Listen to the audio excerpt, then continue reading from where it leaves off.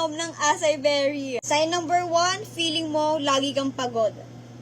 Tipong kompleto naman yung tulog mo, pero pagod na pagod pa rin yung katawan mo. Example, walang-wala kang energy kumilos. Sign number 2, maraming makaka-relate. Laging bloated.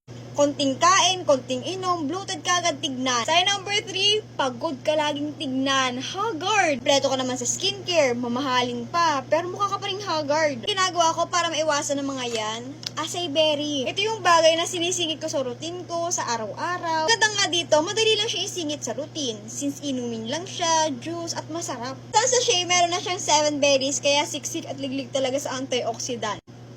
At ito yung inumin na meron kang makukuhang benefits. Himbing ang tulog, kaya fresh ang gising, glowing yung skin, hindi laging pagod. Kaya nga itong acai berry na to, trending na trending siya. Kung nakukulangan ka pa, kung kailangan mo ng acai berry, i-check mo na lang sa reviews. Hindi lang naman ako yung gumagamit ng acai berry na nagsasabing maganda siya.